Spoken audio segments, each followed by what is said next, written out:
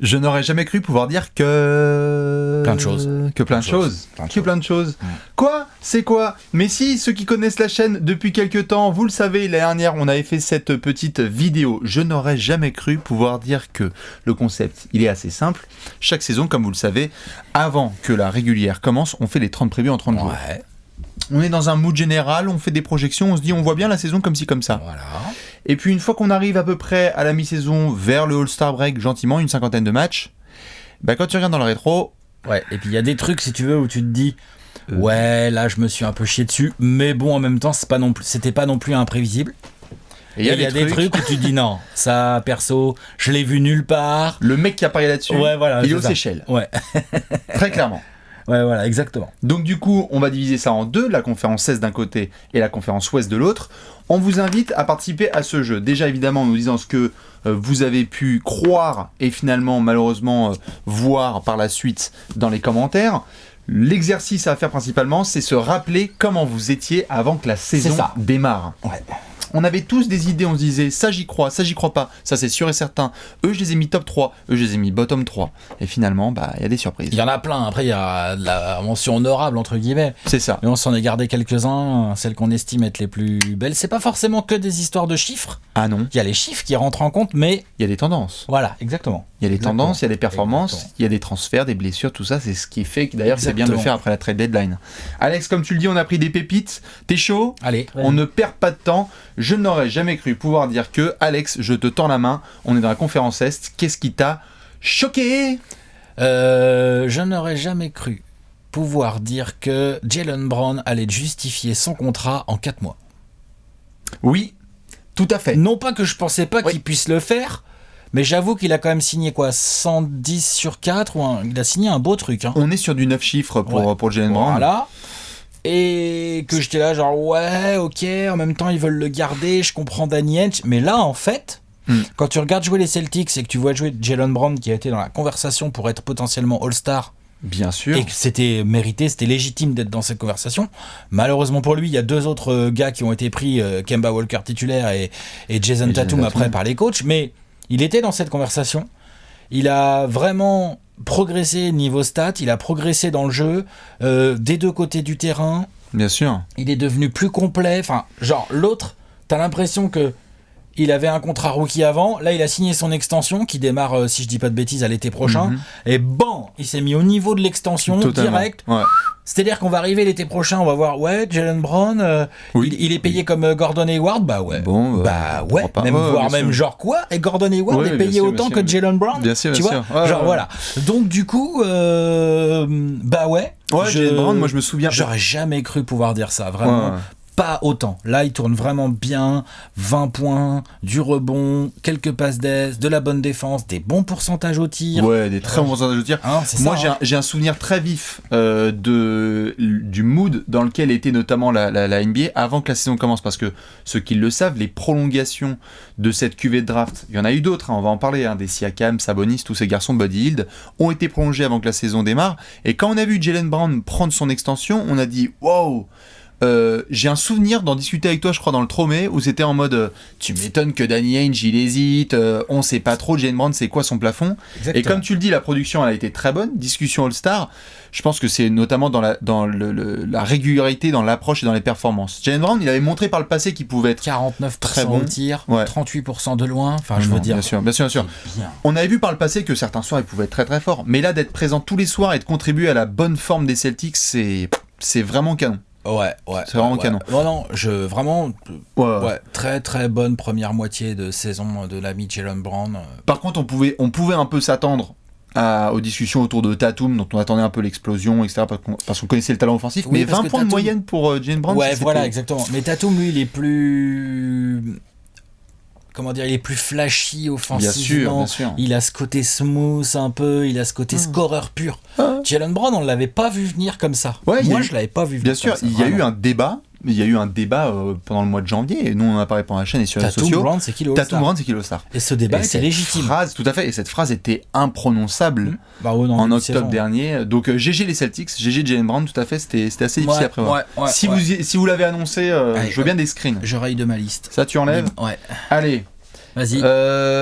J'aurais jamais cru pouvoir dire que au moment où on tourne cette vidéo, les Sixers seraient autant à la ramasse. Je préfère être très clair. Si je me suis pris notamment cette phrase, c'est parce que si vous voulez vous refaire la preview des Sixers, il y a un petit 100 balles qui a été mis sur les Sixers vers le mois de juin 2020. Je suis encore confiant, je suis encore en vie, hein. Mais putain, ça part mal. Dans le jeu, on pouvait avoir des doutes. On les a mentionnés. On avait des questions sur le spacing, voir comment ça allait jouer. Mais on parlait d'une défense qui allait être invivable. On parlait à quel point Horford et Embiid, ça pouvait être compatible et céder. On s'est dit, Embiid, avec les déclarations qu'on a à l'automne, MVP, défenseur de l'année. Ah, c'est clair qu'il parle. Hein. Putain, ça, il parle. Et pas seul. Brett Brown dit, on veut le premier seed. La première place à l'Est. Il n'est même plus question de savoir si les Sixers peuvent avoir le premier seed à l'Est. Il est question de savoir est-ce qu'ils peuvent avoir l'avantage du terrain au premier tour. Au premier tour. Exactement. Non, c'est très flippant. Comme la équipe, défense, elle on peut en faire avait boulot. parlé, et le manque de spacing potentiel à cause du Tout à transfert fait. de JJ Redick et aussi la création de Jimmy Butler, Oui, bien on sûr. en avait parlé, mais Oui. putain là... On s'attendait pas forcément à ce que Matisse Thybulle puisse être aussi intéressant à Bonne regarder surprise. en saison, très bonne surprise. Mais par contre, oh là là, cette espèce de mood qu'on a connu l'année dernière avec les Celtics, où chaque semaine tu avais toujours une histoire, une défaite, quelque chose de controversé, on le retrouve cette saison avec Philly, et moi ça j'avoue... c'est Horford en fait. Non, je déconne. Hein. Je le pense même pas une seconde. Il y a un élément commun. Nom de Dieu.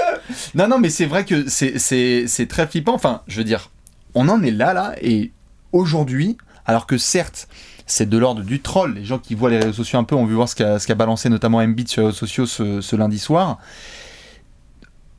Brian Windhorst, reporter ESPN, parle du fait que des managers discutent gentiment de savoir si la paire Embiid-Simmons va rester encore longtemps ensemble. Enfin, je veux dire, cette phrase n'a pas de sens en octobre dernier. Non. Tu parles beaucoup plus de reprendre le taf face aux Raptors.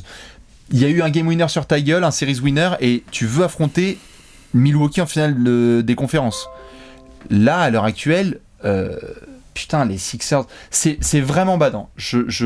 Après, quand tu regardes les bilans entre l'année dernière 10 février et cette année 10 février, bon, il y a une différence, mais c'est pas scandaleux. Mais dans le jeu, par contre... Et puis, attends, ils ont encore une trentaine de matchs pour essayer de mettre une machine en route. Ensuite, ils vont aller en play-off, et en play-off, faudra se les fader. on peut croiser les doigts pour eux, pour se dire, ok, est-ce qu'ils peuvent, grâce à leur défense... devenir genre le gros truc hyper relou à jouer en play-off. Bien sûr. Il va falloir progresser en attaque, il va falloir améliorer les rotations. Il y a du gros boulot. En fait, elle est là la vraie surprise. Elle est que, genre, pour l'instant, quand tu regardes jouer les Sixers sur la cinquantaine de premiers matchs, tu te dis, mais il y a zéro équilibre. Ils n'ont pas vraiment de fond de jeu. Compliqué en fait. Hein. C'est super compliqué, et j'ai vraiment ce souvenir putain de pareil qu'on faisait les previews, et de voir Brett Brown, Joel Embiid parler de première place à l'Est, à quel point c'était important pour eux psychologiquement de montrer que tu es capable de tenir tête aux Bucks. Tu l'as fait un soir le 25 décembre. Pour le reste, combien de gens se sont foutus de la gueule des Sixers cette saison du spacing. Enfin, c'est énorme déception et imprévisible. Pour moi, c'est une phrase que je ne pouvais pas voir les Sixers 6e. Ils sont 6e là ? Ils sont 5e de la conférence Est, parce que heureusement que les Pacers sont sur une mauvaise passe, parce que sinon ils sont 6e de la conférence Est. Hein. Les Sixers 6e à l'Est. Non, c'est juste pas possible. Donc à voir ce que ça va donner en play-off, tu fais bien de le souligner, 30 matchs tu peux te lancer. Ils ont pas le choix. Mais, putain. On sait que les équipes qui arrivent pas à lancer, et voilà. En play-off, on connaît l'histoire du bouton on-off. Vous le savez, vous connaissez mon point de vue là-dessus. Moi, j'y crois pas au bouton on-off. Pour moi, il n'existe pas ce bouton en fait. T'arrives lancé, ou quand t'arrives pas lancé, éventuellement t'es les Rockets d'Okimology One. C'est ce que j'allais dire, bien sûr. Il y a des exemples rarissimes comme ça d'équipes qui ont fait des saisons régulières moyennes, mais qui après trouvent le déclic. Peut-être qu'il aurait pu avoir lieu à un moment à la trade deadline. Je vois pas d'où est-ce qu'il va venir, hormis Embiid qui se vénère ou quoi que ce soit. Enfin, il y a trop d'éléments de Embiid qui fait une saison clairement en dessous de ses standards. Ah oui. Horford, je l'ai notamment tweeté pour ceux qui l'ont vu, il est sur ses pires pourcentages en carrière là cette saison. Alors Horford, enfin je veux dire, le mec qui a d'une efficacité énorme. Normalement oui. Non, je suis d'accord. Voilà. Compliqué pour les Sixers. Je raye de la liste. À toi. J'aurais jamais cru pouvoir dire que le Heat jouait les finales de conf dès cette année. Je m'arrête au final de conf. Parce que je pense qu'il y a quand même un adversaire sur lequel j'ai un petit peu misé, mine de rien. Juste jouer, quoi. Voilà. En fait, on les a mis en play-off tous les deux dans les previews. Plutôt bas, entre 6 et 8, 8 quoi, voilà. C'est clairement pas là où ils vont finir la saison, a priori. Et surtout, entre ce qu'ils montrent en termes de niveau de jeu, l'explosion, enfin le nouveau cap passé par Bam Adebayo, l'intégration de Jimmy Butler, mais genre Jimmy Butler. Je sais même plus où est-ce qu'il a joué avant en carrière. Mais voilà, c'est ça, il a joué nulle part, je te le dis. Je crois qu'il a fait toute sa carrière. Exactement. Donc voilà. Les rookies surprise, tu vas dire Tyler Hero, on avait une petite idée de son talent, mais franchement, il joue mieux que ce que je pensais. Kendrick Nunn. Mais lol, Duncan Robinson, l'autre il va au concours à 3 points, c'est normal. Enfin, tu vois, genre voilà. Tu récupères, en plus là ils viennent nous faire une trade deadline intéressante. Genre on va voir ce que ça va donner dans les faits, hein. On va pas s'enflammer sur du Iggy ou du Jay Crowder, on va voir, mais franchement... Il y a des premiers signes qui sont hyper intéressants. Ça peut donner quelque chose de très intéressant. Et donc tu te dis, ce hit là, qui arriverait en playoff en 2e, 3e ou 4e de l'Est, bah va te les faire toi sans l'avantage du terrain déjà. Ouais, bien sûr. Genre les Sixers. Les Sixers ou les Pacers ou quoi, franchement. Les Nets, bien sûr. Ils sont là. Ensuite, au tour d'après, bah t'as un hit Celtics en demi de conf. Sur qui tu mises en fait là aujourd'hui? Bah c'est pas si simple. Hein. Non, bien sûr. C'est pas si simple. Donc vraiment, là, je suis il y a à tous les niveaux en fait, le hit me bluffe quoi. Au niveau management, choix de recrutement, au niveau du coaching, j'avoue que Spoelstra.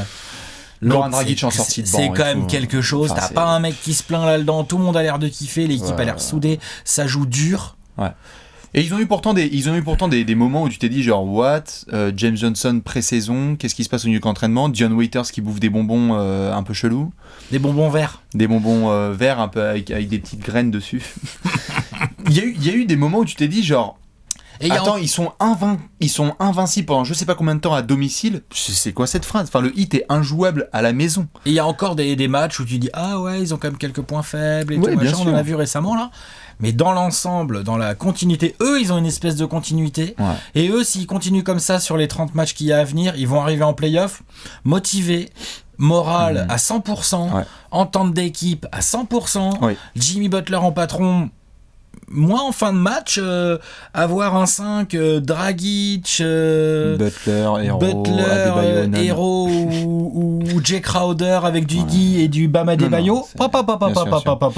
Attention, Butler balle en main ou Dragic balle en main. De toute façon, c'est ce qu'on a dit autour de la trade deadline, c'est que Pat Riley, qui d'habitude garde tellement les mains dans les poches autour du mois de février, il se dit genre bon, on garde l'effectif. Le message qu'il envoie, il est clair. C'est ce que tu as dit, on joue la fin du mois de mai. Ouais. Et le hit annoncé jouer la fin du mois de mai en septembre dernier, on avait souligné quand même le potentiel d'Adebayo. Il y avait le transfert de Whiteside, on l'avait mis. Moi je crois que c'était le Girardot. On se doutait qu'Adebayo en devenant titulaire, il allait être plus fort. Là il est vraiment fort. Là il est vraiment très très fort. Ouais. Et Butler, on se disait le hit, Pat Riley, c'est cool pour lui tout. Mais là putain, Jimmy, il est pas toujours régulier dans ses stats ou dans ses prestations. Il y a des petites blessures et tout, mais on sent qu'une fois arrivé en playoff, cette équipe, s'il a pas de blessés,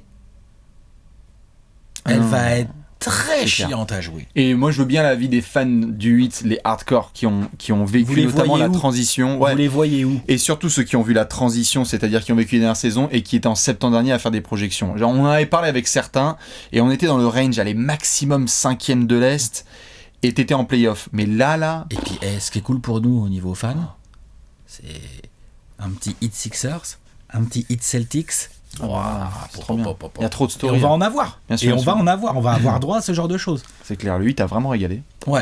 Jusque-là. Allez, je raye. Difficile. Tu rayes? Très bien. Je vais m'occuper d'un autre copain. Je ne pensais jamais pouvoir dire que Derrick Rose serait le joueur le plus fiable des Pistons cette saison. Alors laissez-moi être très clair. Pour un joueur, rien que déjà lui, la franchise on va en parler après, mais lui déjà, avec tous les antécédents qu'il a eu, il a fait une bonne saison avec les Timberwolves l'année dernière, il débarque. C'est le joueur sur lequel Détroit peut le plus compter, Derrick Rose. Ils ont une infirmerie qui a été pleine à craquer. Ils ont eu des soucis avec Blake Griffin, avec Luke Kennard, avec Reggie Jackson. Le mec qui est là tous les soirs et qui produit, c'est Derrick Rose. On en a parlé certains dans la discussion du All-Star, d'autres ont dit que c'était une des stars de la trade deadline. Enfin, je veux dire, la story est complètement folle. Et tout ça dans une équipe de Détroit qu'on a vu de retour en play-off l'année dernière, qui a fait un management cet été. On s'est dit pourquoi pas les intégrations des petits Tony Snell, voir ce que ça peut aider avec Markieff Morris. Où en est Détroit aujourd'hui en fait? Que Détroit, par rapport à septembre dernier, je crois qu'on les avait foutus en playoff. Pas Tu les moi. avais pas foutus en playoff. Mais border. Hein. Tu avais mis 9 et moi je les ai mis 8, je crois. Que Détroit, et moi je suis pas loin, mais la conférence Est, on va en parler aussi. Mais quand tu vois Détroit aujourd'hui d'annoncer qu'il sera en rebuild en janvier, temps mort.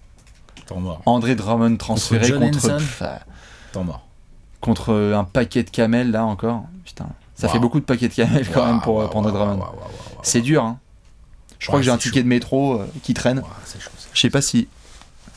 Le management de Détroit, est-ce que je peux avoir un pic de draft contre ce ticket de métro, s'il vous plaît? Ouais, c'est déjà moyen, je pense. Hein. Je pense que je peux gratter un petit truc. Un petit second tour non protégé. Ouais. J'ai même 2 tickets, je crois. Oh là Ouais, tu peux racheter la franchise. Non, Détroit, c'est chaud, honnêtement. Ça, toi, tu les avais mis 9ème. Mais c'est difficile de voir ce qui se passe avec Blake, Drummond et tout, quand même. Ah, c'est chaud, franchement. C'est même plus une question de savoir les mettre 9ème ou quoi. Tu peux pas te dire genre que ça va être aussi dégueu, que ça va être mal managé à ce point-là. Enfin, tu peux pas te dire tout ça. C'est impossible. Il y a moyen que cet été, il n'y ait plus Drummond, Blake, Kennard. Cher Luke a quand même été discuté. Aujourd'hui, quoi. on nous dit ouais, Détroit rebuild, mais ils sont en train de rebuild sur quoi? On peut me dire? C'est quoi le joueur de fondation du rebuild là? C'est cool. Ok. Non, mais c'est trop léger. Et on adore ses coups, hein. On t'aime ses coups, Mais bien sûr qu'on l'adore. mais c'est un peu léger. C'est un Don Maker, Bruce Brown. Kennard du coup. Bah Luke, on peut dire ce qu'on veut, mais il a fait une bonne demi-saison. Et il a progressé. Mais putain, à quel prix? Vous avez failli l'avoir à Phoenix contre quoi en plus encore? Non, on n'a pas failli l'avoir, c'est des rumeurs lancées du côté de Détroit, ça je pense. Vous auriez dû, hein. Franchement, Peut-être, ouais. Peut-être qu'ils demandaient des trucs qu'on n'avait pas envie de donner, j'en sais rien, on sait pas trop ce qui s'est passé exactement. Détroit, c'est terrible. Je sais pas où les gens les ont placés. Je pense que c'était assez 50-50 comme nous, ça a été le cas dans la preview. Je me souviens un peu dans les commentaires que les gens disaient playoff, pas playoff. Parce que bon, ils y avaient été ric-rac l'année dernière. C'était un peu la bataille avec Charlotte, si je dis pas de bêtises. Là, de voir Détroit en reconstruction, ça va être long. J'ai le sentiment que ça va être long, là, pour les Pistons. Ça sent la disette. Oh, ça sent la disette. Ça sent la 20 tête, hein, même. Hein. Ouais. Si je peux me permettre. Ça sent la 20 tête. Hein. On se retrouve en 2040. Hein. Les Pistons, désolé, je raye de ma liste. À toi. Je n'aurais jamais cru pouvoir dire que l'Est serait suffisamment faible pour que les Wizards puissent viser les playoffs. Au bout de 50 matchs. Putain, ils sont combien? Attends. Ils sont 9e, ils sont là. Les Wizards, ils sont à 2 défaites de la 8ème place à l'Est. Hein? Hey, c'est pas pour manquer de respect aux Wizards, hein. Ah, mais ils se battent, ils sont avec leurs arguments. Bertrand. Mais excuse-moi, je pensais pas qu'au bout d'une 50aine de matchs, avec 33 défaites en 51 matchs, t'es encore 9e de l'Est. Non, pas en 51 matchs. Bah, 33-18, 18-33. Ah, ils sont à 18 ans. Ils sont à 18-33, mec, hein. Ils sont pas à 2 matchs, hein. Ils sont à 3 matchs et quelqu'un du Magic, hein. Tu t'es enflammé, là. Mais on s'en fout. Ils sont à 2 défaites, mais après, ils ont quand même beaucoup de victoires en moins. Tu vois. C'est chaud. Désolé, mais c'est chaud. Désolé. Quand tu regardes les Wizards jouer, et que tu vois ce qu'ils ont comme joueurs, et que tu es là, tu fais... C'est qui le numéro 163 là qui vient de rentrer? Mo Wagner. Ouais. Non, Mo Wagner, franchement, super. Non, mais bien sûr, mais t'es là genre Mo Wagner, Jordan McRae. Isaac Bonga, titulaire. Souvent. Bon, Bradley Beal, évidemment. Et c'est pas pour manquer de respect aux Wizards, hein, vraiment. Scott Brooks, il a fait le taf. En plus, ils ont fait un jeu, ils se sont dit, ok, on en a rien à battre, de toute façon, on n'a pas trop les moyens de Nick, on va en mettre 120. Donc allez, si on en prend pas 130, c'est voilà, et tout, mais moi, là, à la limite, j'étais là, genre, ah ouais, bah pourquoi pas, c'est du Scott Brooks, tout craché. Et quelque part, 18 victoires, 33 défaites, je pense que c'est un range honorable pour les Wizards, peut-être un poil supérieur à certaines des attentes.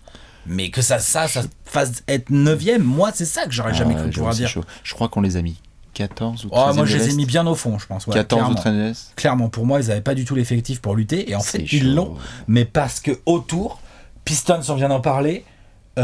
Excuse-moi, mais j'espère que tu vas en parler. Mais tes Hawks, ou les Bulls. Oui. Oh là là. Non, bien sûr. Donc voilà, l'Est. En haut de l'Est, il y a un truc qui se passe, il y a des équipes qui se battent fort, on va en parler et tout. Il y a vraiment un niveau très intéressant au de l'Est, mais en fait, t'as l'impression qu'il y a 5 ou 6 équipes, quoi, point barre. Attention, annonce du ministère. Hein. Il peut y avoir un premier tour Bucks Magic ou Bucks Wizards. Je sais même pas si ces matchs doivent être diffusés, en fait. C'est même pas des playoffs, ça. Là, c'est Je pense pas faire offense. Moi, je pense que si on fait une pétition, ce tour, il est pas joué. Ouais. Franchement. C'est pas possible. Moi, je pense que si les Wizards sont au premier tour contre les Bucks et que tu vas les voir et que tu leur dis, genre, on vous propose une série en sweep avec moins de 20 points d'écart par match, les mecs signent. Ça me va. C'est bon, je prends. Je pense que la cote à 160 points d'écart sur la série, c'est 1,1. C'est 1,07. Non, mais ouais, c'est chaud. Waouh. Donc voilà, donc tout ça pour que DJ Augustine assassine les Bucks au game voilà, Non, j'avoue, c'est chaud. Ouais. J'aurais jamais cru que les Wizards, avec un bilan aussi pourrave, pourraient être en course, quoi. Ils sont en course, quoi. Ils ont 30 matchs et ils se battent avec les Bulls. Bon, il faut aller chercher le Magic. Mais on peut pas dire que le Magic soit au-dessus des attentes, hein. Je crois que voilà. Ils sont à la bataille et derrière eux, ils ont Bulls, Pistons, on vient d'en parler. Franchement, je les vois pas faire un run pour les playoffs. Les Bulls ? Non, les Pistons, je les vois pas faire un run pour les playoffs. Tu sais, hein. Les Bulls, ils sont à la bataille avec les Bulls, juste derrière le Magic. C'est clair, tu te réveilles aujourd'hui, t'es fan des Wizards, t'as 18 victoires, 33 défaites, et tu te dis, sur une petite série de 2 victoires pour 2 défaites, il y a moyen qu'on soit à l'équilibre et qu'on aille en playoff. C'est tellement violent. Ah, c'est pas possible. Attention au Money Time, hein, les 30 derniers matchs. Avec Bradley Beal, c'est possible, hein. Il est pas All-Star. Et non. C'est terrible. Je ne pensais jamais pouvoir dire, et tu m'as tendu la perche, je ne pensais jamais pouvoir dire que les Hawks seraient avant-derniers de la conférence Est. Au moment où on parle. Vous êtes avant-dernier ? Ouais, on a laissé une place quand même. Ah, vous avez repassé les Cavs, hein, magnifique. Hein. On a laissé Cleveland passer là. Un petit peu de respect plus. pour Cleveland. Pour la gratter, les Cavs de la conférence Est, évidemment. Ouais. Non, les Hawks, et encore, heureusement, on est chaud là dernièrement. On est un peu à l'équilibre, mais sinon, on est vraiment la pire équipe de la conférence Est cette saison.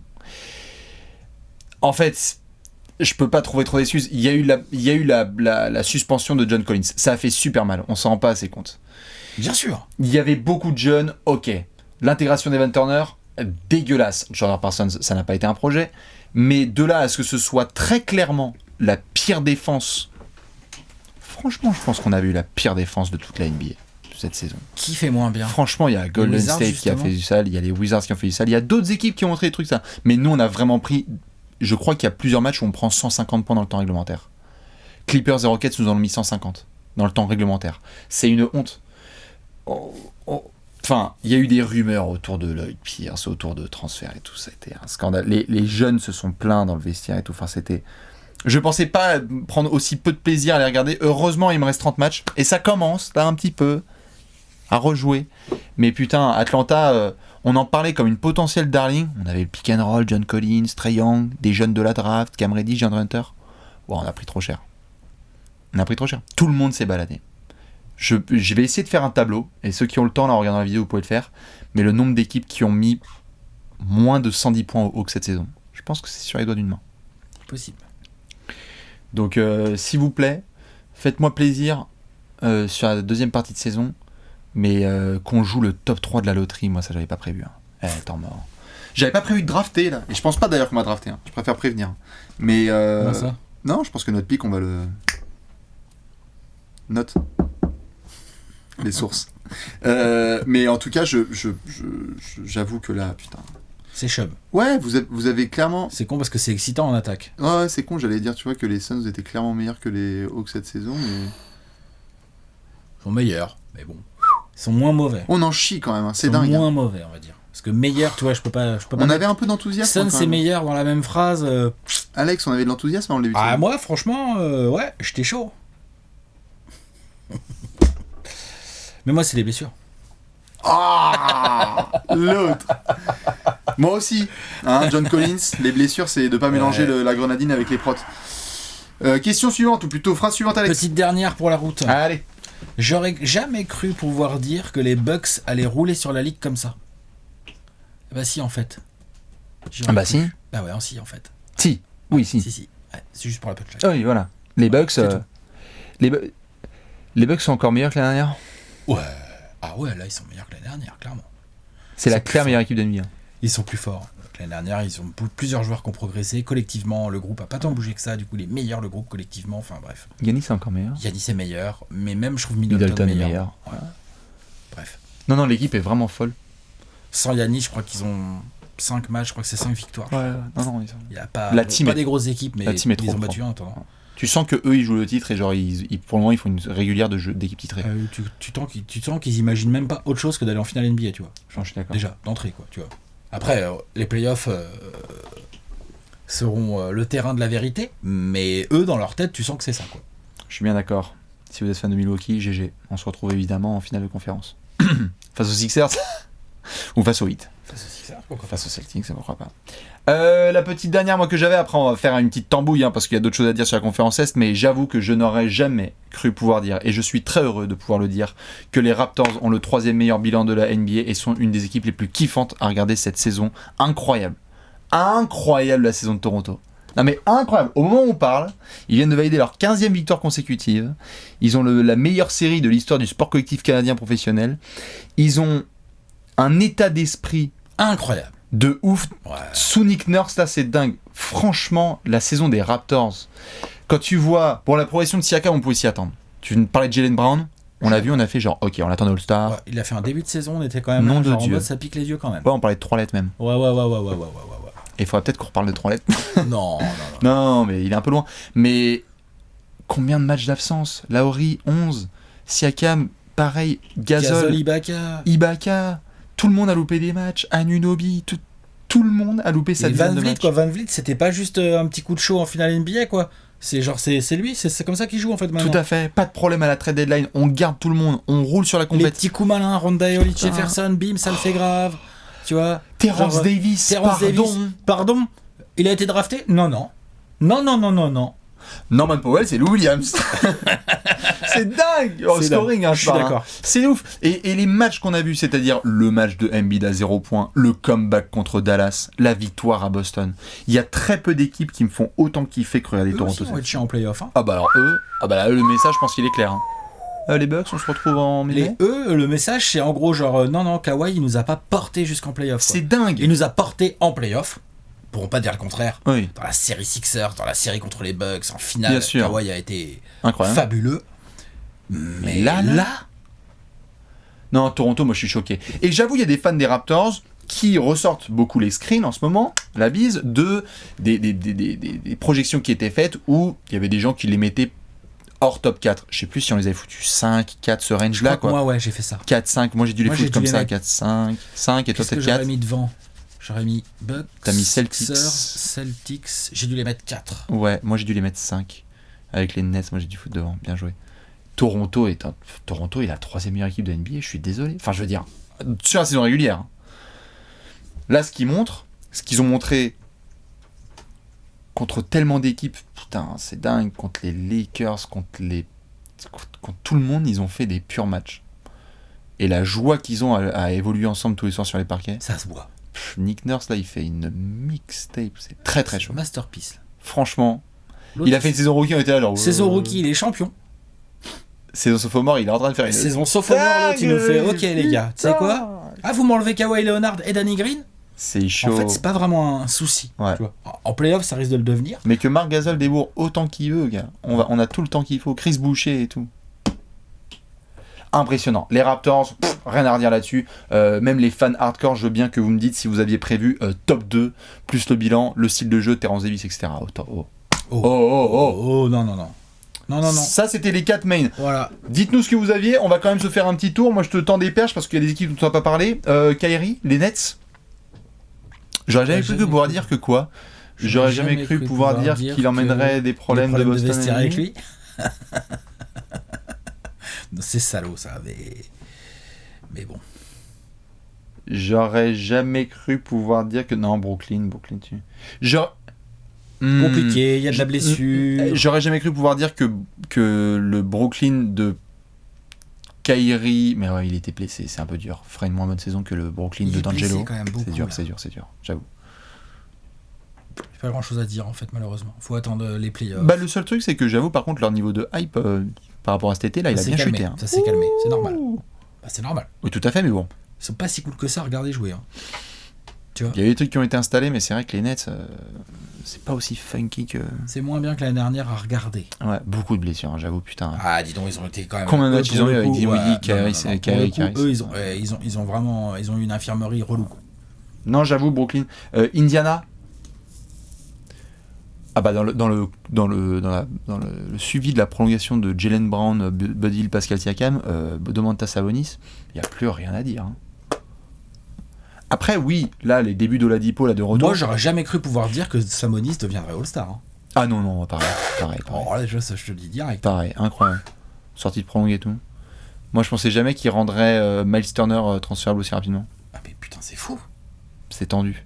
Et c'est pas que je veux qu'il soit transférable, hein, mais c'est ce qui se prolonge un peu dans ce moment dans les coulisses. Non, c'est clair. À suivre surtout là le retour d'Oladipo, parce que depuis qu'il est revenu là, des money time trop sales là des Pacers. 6 défaites de suite. Ouais. 7 matchs qu'il est trouver revenu. le nouvel équilibre, le nouveau rythme. Macmillan il y est pas. Là. C'est le prix à payer. Bah, c'est le prix à payer pour une absence aussi longue aussi. Ouais. Physiquement lui il est. Ça a l'air d'aller, mais c'est pas encore ça. Non, c'est clair. Il est pas vieux, encore. Ouais. Mais la réintégration là, elle est. Ça rappelle des vieux souvenirs, ça, de franchise qui démarre bien et puis après tu réintègres la star et tu fais genre.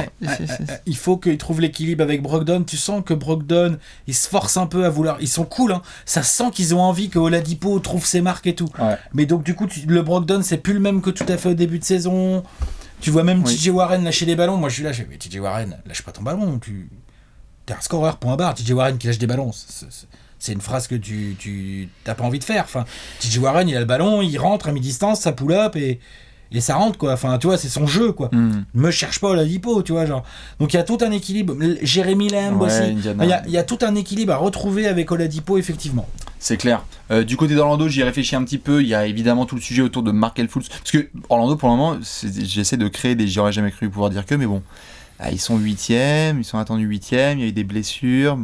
La saison un peu en deçà quand même de Vucevic, mais le dossier Markelle Fultz est quand même une bonne satisfaction de cette saison. Pas mal. De là à en faire un, j'aurais jamais cru pouvoir dire que non, le talent du gamin était là, on attendait qu'il ait une opportunité. Non, je vois pas trop d'angle sur Orlando. Je vois pas trop. Effectivement. Chicago. Ah, si. Ça par contre, j'aurais jamais cru pouvoir dire que. Je pensais vraiment pas que Zach LaVine fermerait autant nos bouches quand même. Il fait une pure saison. Ouais, c'est vrai. Dans un contexte pas si simple. Non. Il a passé un cap. C'est possible. J'aimerais le voir dans un contexte un peu meilleur pour voir s'il est capable de bonifier une équipe. Genre, si ça jouait mieux aux Bulls, vu comment joue Zach LaVine, il faudrait qu'il soit playoffable là. Tout à fait. Bien sûr. Est-ce qu'il en est capable ? Il y a eu la blessure aussi dans tous les sens, mais je crois que nous, je sais plus si c'était encore pendant ces previews, les previews de l'année dernière, on était là genre Mark Cannon, Zach LaVine, le patron. Ouais, on se demandait. Cette saison. Ouais, je crois, ouais. Faut que Laurie... Un peu compliqué. Charlotte, bon, pas grand chose non plus à. Il y a eu la surprise d'Evante Graham au début de saison. Voilà, c'est bien, mais pas non plus de quoi en faire une quiche Lorraine. Les Knicks. C'est vrai ça, les Knicks. Y a pas un truc à dire sur Fisdale ? J'aurais jamais cru pouvoir dire que. Les Knicks, bah si en fait. Que Léon, ce serait les épaules. Les Knicks, en fait, si, y a pas de. On n'est pas très surpris là par la saison des Knicks. J'aurais jamais cru pouvoir dire que 5 joueurs au poste d'ailier fort, ça allait causer un problème. T'allais dire quoi, Léon ? Qui sont toujours égales. Qui sont toujours égales à eux-mêmes. T'aurais jamais cru pouvoir dire que les Knicks sont toujours égales à eux-mêmes. Égaux à eux-mêmes. Non, Fisdale, bon, on pouvait peut-être s'y attendre. Ouais, on pouvait, c'est les Knicks qui vireraient leur président 3 jours avant la deadline. Ah, ça c'est pas mal. Ah, de virer Steve... Ouais. Non. Que Steve Mills soit viré 3 jours avant la deadline, ça c'était pas mal. Fisdale, Tej aussi. Tu parlerais de retirer le maillot de Melo avant celui de Starks ? Ça m'étonne pas. Ah ouais ? Oui. On parle des Knicks, Alex. Ça me vénère. Regarde les fans de Melo qui avec un grand V, avec un grand V, ça me vénère. C'est pas contre Melo. Ah non. C'est pas contre Melo, c'est juste ça me vénère en termes d'institution Knicks, quoi. C'est quoi ce bordel, quoi ? Ah, je suis d'accord. Et enfin avec les Cavs. Voilà. Bah non, mais là les Cavs. Non, parce qu'il y a trop de choses à dire sur Kevin Love, sur Tristan et tout, sur Colin Sexton, Darius Garland. Oui, il y a eu. C'est montagne russe encore. Hein, mais Cleveland, J'aurais jamais cru pouvoir dire que Colin Sexton serait un tel trou noir à ballon. Remarque si on aurait pu le dire ça. Ouais, on aurait pu le dire. Quand même. On aurait pu le dire. Non, bah non. Non, bah voilà.